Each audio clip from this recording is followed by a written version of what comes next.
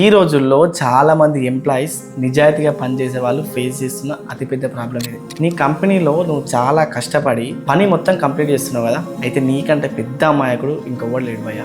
ఎందుకంటే ఒకసారి చిన్న స్టోరీ విను, నీ కళ్ళు తెచ్చుకుంటాయి. ఒక రైతు ఉండేవాడు, ఎలుకల గోల తట్టుకోలేక ఒక తెల్ల పిల్లిని తెచ్చుకున్నాడు. ఆ తెల్ల పిల్లి నిజాయితీగా పనిచేసి కొన్ని రోజుల్లోనే ఎలుకలన్నిటిని ఖతం చేసింది. పని అయిపోయింది కదా అని చెప్పేసి ఆ రైతు ఆ పిల్లిని అమ్మేశాడు. కొన్నాళ్లకు ఎలుకలు మళ్ళీ వచ్చినాయి. ఈసారి రైతు ఒక నల్ల పిల్లిని తెచ్చుకున్నాడు. ఆ నల్ల పిల్లి చాలా తెలివైంది. అది రోజుకు ఒక ఎలుకను పట్టుకొచ్చి రైతుకు చూపించి శబాష్ అని అనిపించుకునేది. కానీ మిగతా టైం అంతా ఆ ఎలుకలతోనే కలిసి ఉండేది. వాటిని మొత్తం చంపేది కాదు, ఎందుకంటే ఎలుకలు మొత్తం చచ్చిపోతే తన వాల్యూ ఉండదని ఆ పిల్లికి తెలుసు. ఎస్, ఎగ్జాక్ట్లీ కార్పొరేట్ ఆఫీస్లో కూడా ఇదే జరుగుతుంది. ఎవరైతే ప్రాబ్లమ్స్ని రూట్స్ నుంచి క్లియర్ చేసి పని మొత్తం పూర్తి చేస్తారో వాళ్ళ అవసరం కంపెనీకి లేదంటున్నారు. కానీ ఎవరైతే ఆ ప్రాబ్లమ్స్ని మెయింటైన్ చేస్తూ రోజు ఏదో ఒకటి చేస్తున్నట్టు బిల్డప్ ఇస్తారో వాళ్ళనే బెస్ట్ ఎంప్లాయీస్ అని గుర్తిస్తారు. పని చేసే వాడికంటే పని చేస్తున్నట్టు నటించే వాడికి ఈ లోకంలో ఎక్కువ వాల్యూ ఉంది. సమస్యను పరిష్కరించే తెల్ల పిల్ల ఉండకు, సమస్యను వాడుకునే నల్ల పిల్ల ఉండమని ఈ లోకం మనల్ని నెట్టేస్తుంది.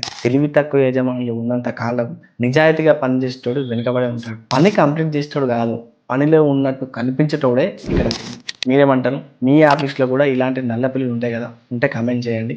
ఈ వీడియోని రీపోస్ట్ చేసి అందరికీ చేరేలాగా చేయండి. సో ఇలాంటి మరిన్ని ఇన్ఫర్మేటివ్ వీడియోస్ కోసం ఇప్పుడే మన పేజ్ని ఫాలో చేయండి.